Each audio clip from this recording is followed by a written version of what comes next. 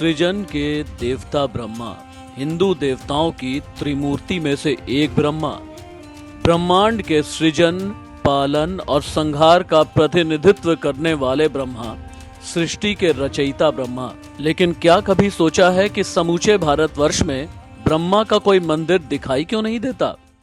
इसका जवाब ढूंढने के लिए मैं पुष्कर पहुंचा। जैसे जैसे कदम आगे बढ़े, रहस्य गहराता गया।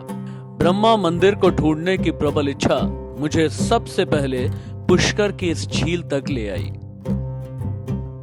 दोस्तों नमस्ते, मैं आपका राष्ट्रवादी राशिद। अभी तक स्टूडियो से कई पॉडकास्ट आप देख चुके हैं, लेकिन आज आपका अपना राष्ट्रवादी राशिद राजस्थान के पुष्कर में है। वही पुष्कर जहां पर संपूर्ण समूचे विश्व का ब्रह्मा जी का एकमात्र मंदिर है। इसका रहस्य क्या है? सबसे पहले तो आप देखें, मेरे ठीक पीछे आपको ये पुष्कर लेक, इधर से भी दिखाएं आप, ये पुष्कर लेक नजर आ रहा है और पीछे आपको जबरदस्त हरियाली से हरी भरी पहाड़ियां नजर आ रही हैं। और इधर आप देख सकते हैं यहाँ पर श्रद्धालु भी हैं। और यहाँ पर मैं घूम ही रहा था, वैसे ही मुझे पुष्कर के बारे में जानकारी रखने वाले दीपक पाराशर जी मिले। बहुत ही प्यारे इंसान हैं। सबसे पहले तो ये बता दूं कि अगर आप पुष्कर आ रहे हैं तो दीपक जी से आप ज़रूर मिलें। एक बहुत अच्छे गाइड हैं, बहुत अच्छे इंसान हैं और आपकी अपनी कंफर्ट जोन से ज़्यादा जाकर के मदद करते हैं। थोड़ा सा आइए, ये इस लेक के बारे में थोड़ा सा आप बताएं, क्योंकि मैंने ये पढ़ा हुआ है कि पद्म पुराण में उस ज़माने में एक राक्षस हुआ करता था जिसका नाम था वज्रनाश, और उसने बहुत आतंक मचा रखा था। उसका वध करने के लिए ब्रह्मा जी ने सबसे पहले तो ब्रह्मा जी प्रकट हुए, उसका वध किया और उसके बाद यहीं पर ब्रह्मा जी ने यज्ञ किया था। इसके आगे की कहानी क्या है, पद्म पुराण की कहानी क्या है, यहाँ के लोगों की मान्यता क्या है, थोड़ा सा बताएं आप। जी, ऐसा है कि जैसे पुष्कर के बारे में अगर आप पूछें, तो जो पुष्कर नाम है, वो जल सरोवर का है। सबसे पहले मैं आपको ये बताना चाहूँगा और पुष्कर के लिए ये कहना चाहूँगा कि सतयुगम केवलम पुष्करम। सतयुग में एकमात्र तीर्थ जो ब्रह्मा जी ने बनाया, वो था पुष्कर, क्योंकि ब्रह्मा जी ने सृष्टि बनाने के साथ में पुष्कर का निर्माण किया।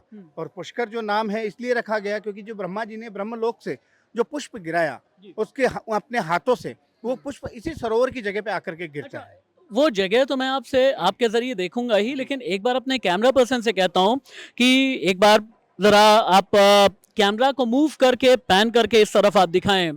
क्या इस लेक के आसपास, इस लेक के बीचों बीच ही वो जगह है जहाँ पर बिल्कुल, ब्रह्मा जी ने यज्ञ किया बिल्कुल, था? ये जो मंदिर आप सरोवर के बीच में देख रहे हैं, हाँ। ये 2 चीज़ों का निशानी है। हाँ। पहला जो ब्रह्मलोक से ब्रह्मा जी ने पुष्प गिराया, हम्म। वो उसी मंदिर पे आकर के गिरा जहाँ ये मंदिर ये जो ये पुष्प ये है। ये ये जो नारंगी ऑरेंज कलर का ये हाँ जी, मंदिर बिल्कुल। बिल्कुल लेक के बीचों बीच जहाँ पर आप बता रहे हैं, जी, बिल्कुल, ये वो मंदिर है? बिल्कुल, ये वही अच्छा। मंदिर है और इसी जगह पर बैठ कर के ब्रह्मा जी और गायत्री ने जो यज्ञ किया, इसी की वजह से पुष्कर का निर्माण हो पाया।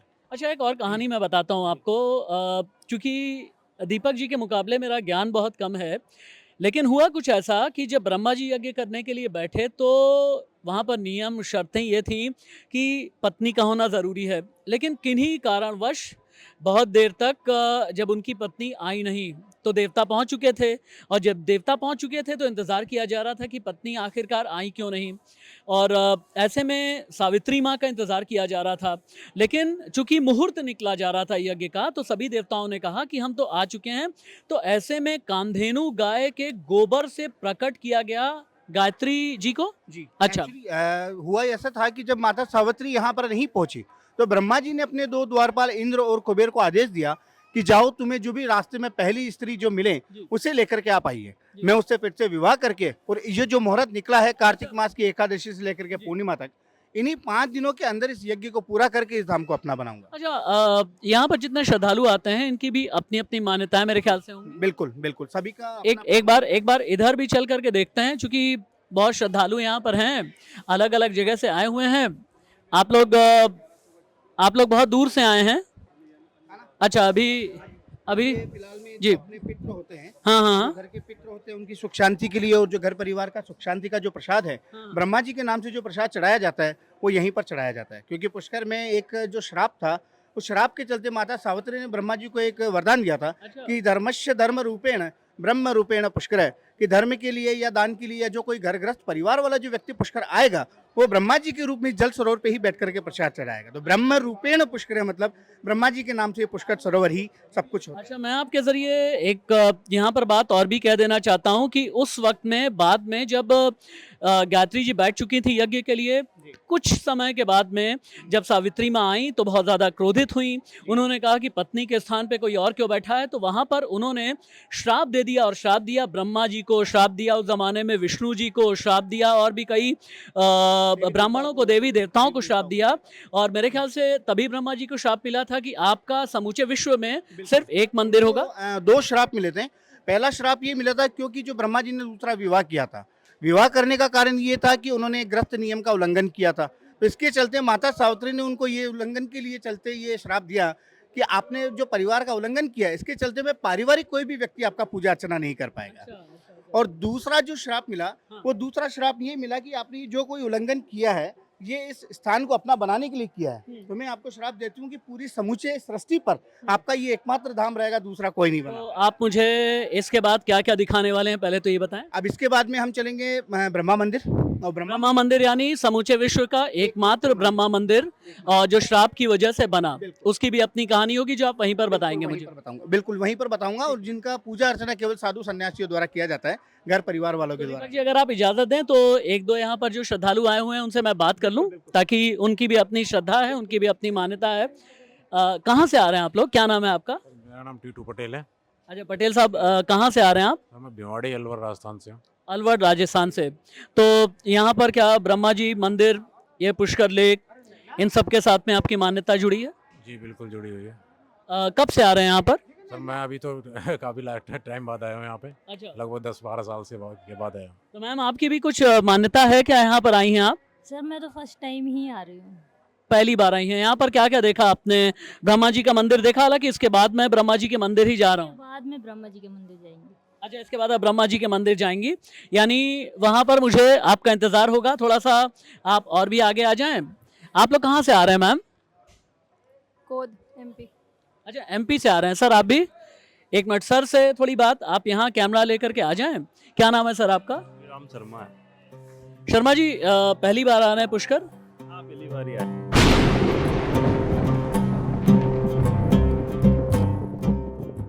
पुष्कर झील पर ब्रह्मा जी को मिले श्राप की कहानी हमें उस मंदिर की ओर खींच कर ले जा रही थी जिसे ब्रह्मांड का इकलौता ब्रह्मा मंदिर कहते हैं। माना जाता है कि अगर किसी ने 4 धाम की यात्रा की है और उसने पुष्कर में पूजा अर्चना नहीं की तो उसकी 4 धाम की यात्रा अधूरी ही रहेगी।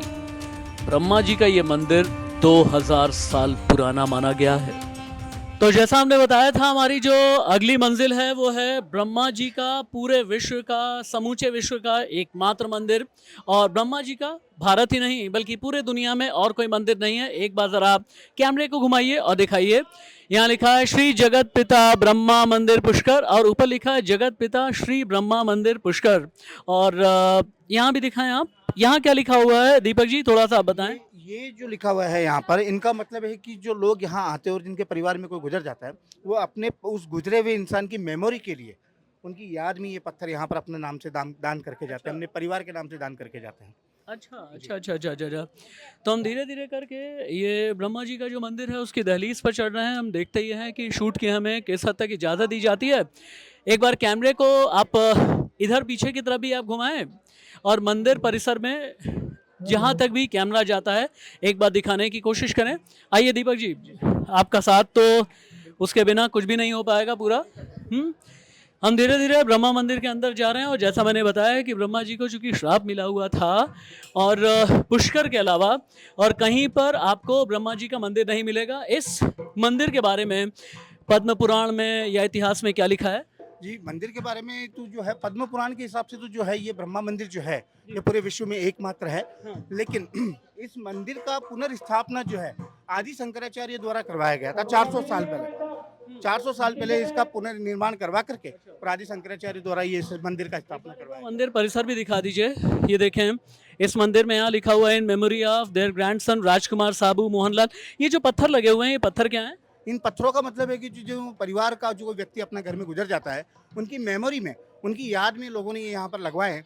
मेमोरी में ये पत्थर लगाए गए हैं। एक बार सारे पत्थर आप दिखा दें। और पत्थर सिर्फ आपको यहीं पर नजर नहीं आएंगे। आप यहाँ अगर देखें, बाल मुकुंद जी बाजारी की धर्मपत्नी कृष्णा देवी ब्यावर, फिर उसके बाद यहाँ पर भी पत्थर हैं स्मृति के तौर पर, स्मृति शेष के तौर पर, प्रेम सबसे करो, विश्वास कुछ पर करो पर बुरा किसी का मत करो, इस तरह का संदेश देते हुए, इस तरह का मैसेज देते हुए ये पत्थर है। और हर तरफ आपको इस तरह के पत्थर स्मृति के तौर पर ज़मीन में और लगाएंगे।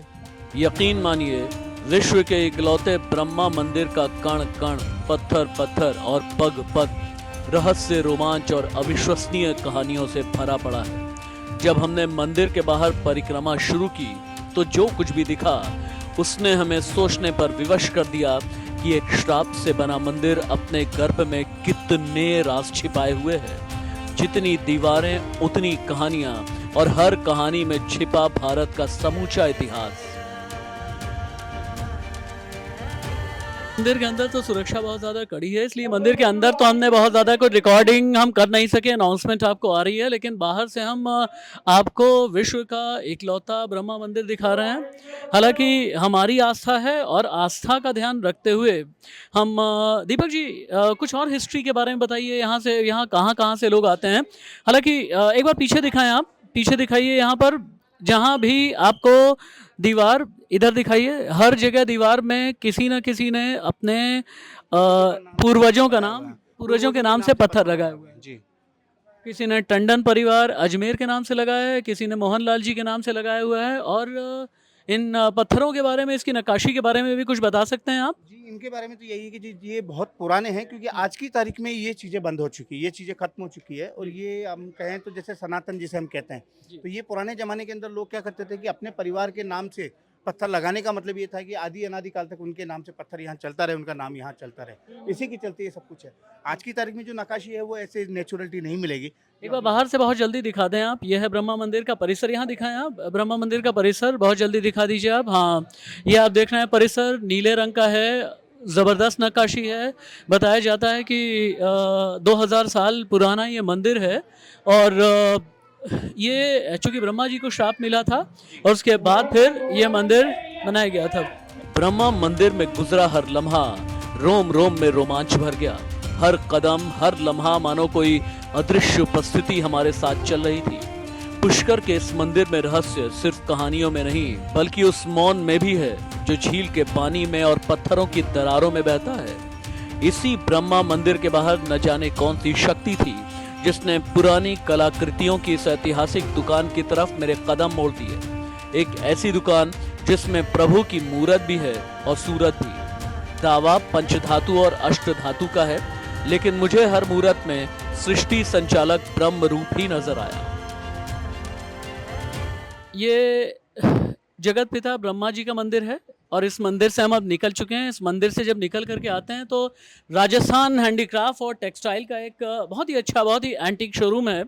ये नंदी महाराज हैं क्या दीपक जी? ये नंदी महाराज हैं? जी, ये नंदी महाराज हैं जो महादेव जी के भी हैं, और गौ से जो गौवंश है, गौवंश से पुष्कर का बहुत बड़ा रिलेशन है, क्योंकि जो गायत्री है, माता गायत्री, वो गौवंश से ही निकल करके आई है। इसीलिए तो आज हम आपको दिखा रहे हैं राजस्थान टेक्सटाइल। यहाँ आप देखेंगे हर तरीके का नक्काशी का। सर अगर आप इजाज़त दें तो हम शूट कर सकते हैं अपने चैनल के लिए। बहुत ही ज़बरदस्त आप देखें, यहाँ पर मेटल स्ट्रक्चर में कुछ जानवर हैं और मेटल स्ट्रक्चर में देवी माँ भी हैं। और अगर अंदर आप थोड़ा सा लेकर के आए, हम और भी दिखाते हैं। ये मेटल्स क्या क्या हैं सर? चांदी हैं, ये क्या क्या हैं? मूर्तियां यहाँ पर आपको मिलेगी। जैसे कुबेर की जो मूर्ति है, कुबेर की मूर्ति यहाँ से अगर आप पुष्कर आते हो तो यहाँ से जरूर लेकर के जाएं, क्योंकि पुष्कर में कुबेर जो है, ब्रह्मा जी के द्वारपाल है कुबेर, और कुबेर का यहाँ से लेने का मान्यता मतलब बहुत अच्छा माना गया है। उनकी अगर आप पूजा करते हैं, ये जो दुकान मैंने आपको दिखाई, ये जो जगह मैंने दिखाई, यहाँ पर आप असली जो अष्टधातु की जो कुबेर की मूर्ति है वो आप यहाँ से ले सकते हैं। सर एक बार आप ये बता देंगे कि कौन कौन सी मूर्तियाँ हैं? सर बस एक बार आप ये बता दें कि कौन कौन सी ये मूर्तियाँ हैं, तो आपके जरिए शायद हमें पता भी चल सकेगा। और एक बार, ये रामदेव बाबा की मूर्ति है। अच्छा, और ये राधा कृष्णा की मूर्ति है। ये राधा कृष्ण की मूर्ति है। ये धातु क्या है? मिक्स मेटल होते हैं। मिक्स मेटल होता है। यस। अच्छा अच्छा अच्छा। और इसके अलावा इसके अलावा आपको सब पंच धातु का, अष्ट धातु का मूर्ति वगैरह मिलेगा, सब अलग अलग, कौन कौन से भगवान हैं? सब भगवान की मिल जाएगी। अच्छा, बहुत ही खूबसूरत, बहुत ही सुंदर नक्काशी के साथ में, और मेटल के ये कई आइटम्स हैं।